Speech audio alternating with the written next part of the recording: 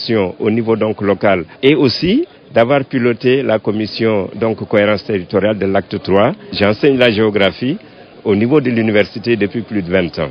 Donc oui, je suis candidat pour le poste de président du conseil départemental de Rufisque. Dans le domaine de la santé, nous parlons de l'ouverture ce matin d'un atelier de validation du document de politique pharmaceutique nationale. Ce document va permettre de garantir la sécurité, l'efficacité et la disponibilité des médicaments, de même que la lutte contre les mauvais médicaments, nous dit Aïcha Nying.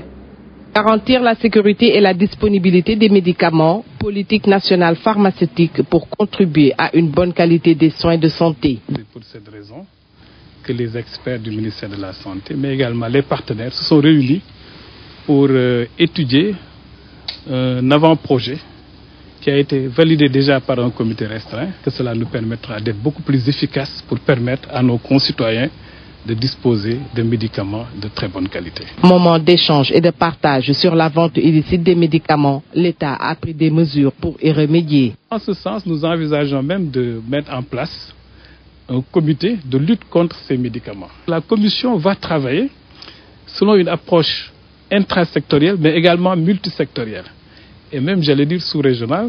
Quant à la pharmacopée traditionnelle, la direction de la pharmacie et du médicament apporte des précisions. Traditionnel ou moderne, c'est des médicaments. Un médicament, il doit soigner. Et la direction de la pharmacie et du médicament, pour autoriser un médicament, se base sur ce qu'on appelle le rapport bénéfice sur risque. Est-ce qu'il y a des preuves que ce médicament apporte plus de bénéfices que de risques? Si ça s'est établi, on donne une autorisation, le produit peut être en vente dans le pays. Donc les médicaments traditionnels, nous encourageons la mise sur le marché de tels médicaments, mais il faut que la preuve soit là. Au bout de 2 jours de réflexion et de partage, le dossier final sera soumis à la tutelle pour être validé et mis en application à moindre coût. La directrice du Fonds mondial pour l'environnement a présidé ce matin un atelier de sensibilisation pour l'adoption de la convention de Minata, une convention adoptée en octobre 2013 au Japon et qui vise à protéger la santé humaine et l'environnement contre les émissions du mercure. À ce jour, seule la Guinée et les États-Unis l'ont ratifié. Les explications de la directrice. Le mercure est un polluant qui traverse les frontières et tous les pays doivent travailler dans un effort conjoint afin de réduire les émissions de mercure dans l'environnement ainsi que la prise en charge du mercure dans la chaîne alimentaire. Il faut un effort collectif entre tous les pays. Parce que sans cet effort collectif, on ne pourra pas réduire les émissions de mercure.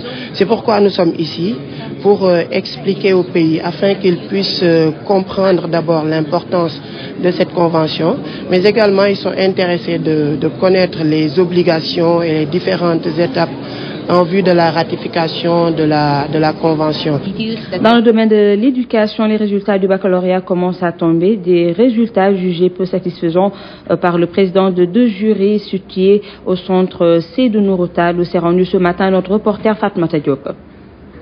Stress et les visages crispés, la pression des candidats augmente. Ils attendent leurs résultats. À peine arrivé avec les résultats en main, le président du jury 980 commence la délibération. Numéro 159 325 Yaay Awan John, mention B, Sacré-Cœur.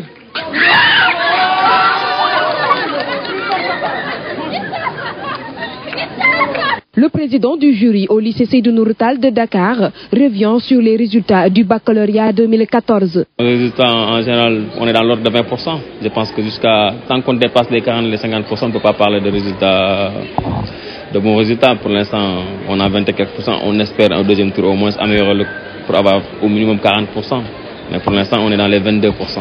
Contrairement au jury 981, ils n'ont pas enregistré de mention très bien ni même à bien sur les 332 candidats. Malheureusement, on n'a pas eu mention très bien ni encore moins bien. On a eu 50 admis qui sont admis d'office avec 5 mentions assez bien et 100 qui vont passer au second tour. Les résultats du baccalauréat session 2014 sont peu satisfaisants au lycée Seydou Nourou Tall de Dakar. Des résultats qui tournent autour de 40% selon le président des deux jurys.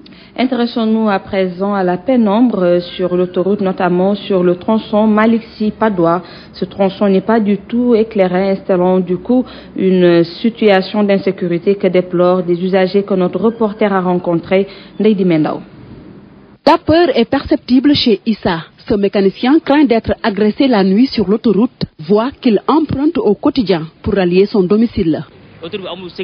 Il n'y a pas de sécurité sur cet axe à cause du manque d'éclairage. On a attaqué un proche il n'y a pas longtemps, le dépouillant de son argent et de ses 2 téléphones portables. D'ailleurs, quand je suis à bord de mon engin, je prie le Seigneur de ne pas tomber en panne. Même son de cloche chez bon nombre d'automobilistes qui soutiennent vivre le calvaire sur cet axe. Pendant la nuit, on ne voit pas, il n'y a pas de lumière, il n'y a pas d'éclairage, on ne voit pas. Parce que ici, les gens traversent n'importe comment la route. Et pendant la nuit, on ne peut pas voir les gens qui traversent la route et on a des problèmes parfois. Les lampadaires implantés le long de l'autoroute, toujours hors service, une situation déplorable pour certains conducteurs qui ne cachent pas d'ailleurs leur étonnement. On a installé les lampes depuis quand? Ça c'est tout simplement de la politique. C'est la politique seulement. Ça m'étonne bien sûr parce que ce pays-là, c'est comme ça que ça fonctionne. On met des sous quelque part, c'est toujours pareil. À tous les niveaux, c'est pareil. Vu la recrudescence des agressions sur cette voie, une police de patrouille serait la bienvenue. Des garçons qui sont là et qui veillent. Quand vous tombez en panne, tout de suite, on vient vous agresser. Ah bon? Oui, ça c'est vraiment, j'ai été témoin de ça. Mettre des patrouilles, comme ça se passe ailleurs, des patrouilles policiers, donc de Malixi à la Padoua. Des milliards de francs CFA ont été dépensés sur ces lampadaires qui continuent d'être uniquement un décor dans la capitale dakaroise. Terminons ce flash à Touba où le mouvement Safinatul Aman a été mis sur pied. Ce daïra a pour mission de veiller au respect strict des interdits de la ville sainte. Selon ses membres, il va également jouer un rôle d'interface entre l'État du Sénégal et cette ville sainte. La correspondance d'Abdoulaye Diagne.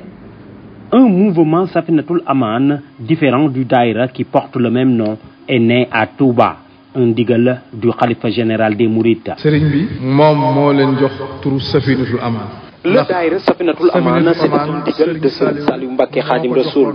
Le mouvement Safinatul Aman est un digal de Serigne Sidi Mokhtar Mbacké. C'est un digal plein de signification. Cependant, ce mouvement chargé de veiller aux interdits de la cité religieuse de Touba cible exclusivement les chefs religieux qui enfreindraient les lois édictées. Les moyens qu'on compte utiliser pour faire observer le ndigal et l'appliquer correctement, c'est des moyens humains le plus souvent. On fait du social, on fait de la politique, on fait de la religion.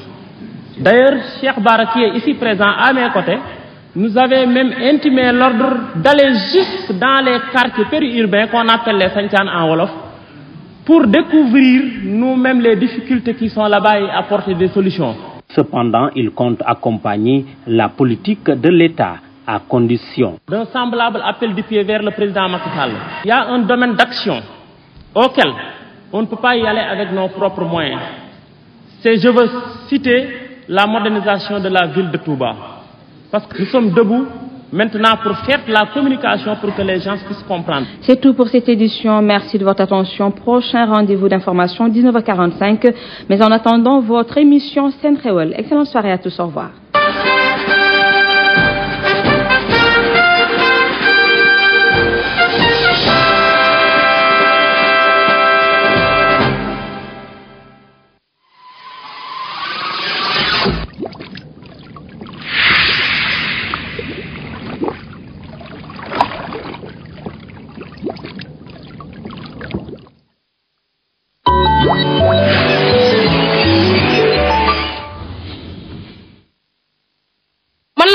may gérer ataay ndog yi man maa xëy taal moo toppal fële yow man disket may togg reer yu baax yi di defar xëdd yi xale yi kaay leen nii sama wet yow disket bu 6 kilos bu ndaw 3 kilos sa rakk la te man mii jongoomu 12 kilos may seen yaay ñun njabootu Puma Gaz dañoo sakante wóor taamu leen Puma Gaz mooy gaz yu bleu yi bu leen juum de bleu bi moo koy taal Puma Gaz moo koy taal.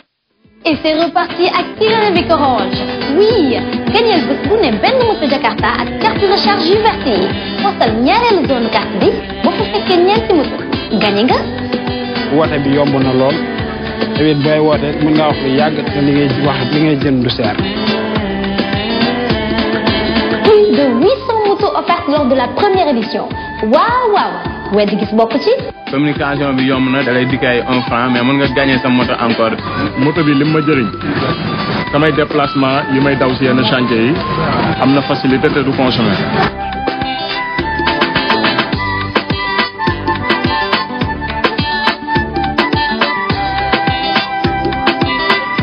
Kirène avec Orange, c'est toujours vous qui en parlez le mieux. Kirène avec Orange rek mooy def lii. ñu bari dañoo yaakaar ay naxaate la mais am na. Kirène avec Orange entreprise la sénégalais ñoo ko moom comme sénégalais ñoo ci war a jàpp. souvent damay jënd carte 10 000 mais pour la première fois ma jënd carte 1000 francs gagné Kirène avec Orange. ñoo ko gisandoo kon Kirène avec Orange moo ko yor. léegi gis bokku ci nag man sama caabi ngi nii gagné naa ko sama jakarta ngi nii. Kirène avec Orange ñoo faat. ñoo faat.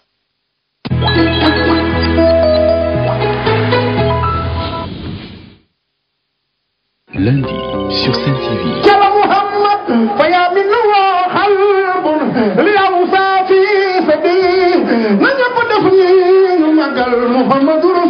Ramadan oblige moom moo tax ñu tàmm sax boobu bi métier moom weeru koor day wër ay conférence di fa def li nga xam ne moom mooy jàng di tagg rasulillahi sallallahu alayhi wa sallam mu doon waax ci moom.